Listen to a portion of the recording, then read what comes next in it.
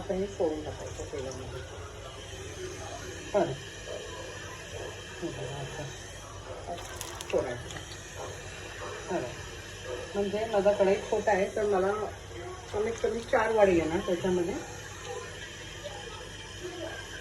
आणि वडे इतके छान होतात ना माझी इडली वडा. म्हणजे मी हे नाही करत, स्वतःला हे नाही करत आहे, पण खरं सांगते खूप छान बनवते मी. मस्तच होतो आपला.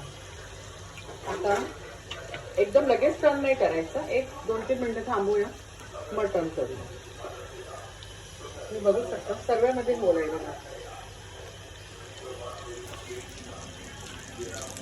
तो वडे आजचा मेनू आहे वडा सांबर. आज आम्हाला कोणाला जेवायची इच्छा नव्हती, तो सर्वांना वडे सांबारच खायचा होता.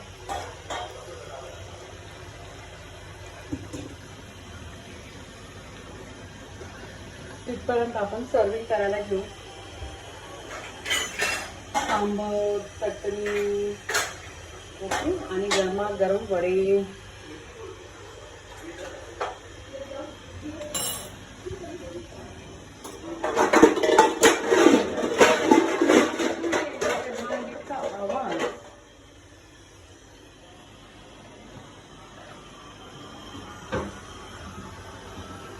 एकदम असा कलर ब्राउनिश कलर येईपर्यंत आपल्याला फ्राय करून घ्यायचं आहे. काही सुरुवातीला पहिला वडा जो आहे ना तो थोडा टाइम घेतो. आता सेकंड फेरी ना पटापट होणार तुमचं. ओके, सो आता पहिले आपण सांबर घेऊया. सांबर तुम्ही थोडा कोथिंबीरने गार्निश करा.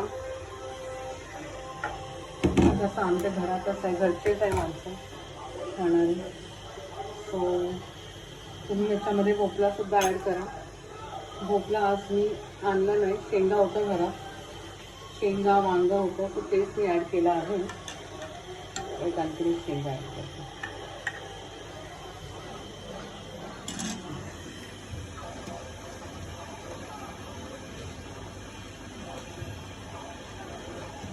आता आपण चटणी, ही चटणी जी आहे ती शेंगदाणे आणि नारळची चटणी आहे. त्याच्यामध्ये भाजलेले शेंगदाणे, नारळ, 2 लसणाची पाकळ्या, थोडीशी कैरी ॲड केली आज याच्यात मी, आणि लाल मिरच्या घ्यायची, सुक्या लाल मिरच्या. ओके, आणि फोडणीला म्हणजे आपलं तेच फ्राय, थोडीशी उडदाची डाळ, कढीपत्ता आणि हिरवी. ओके, हां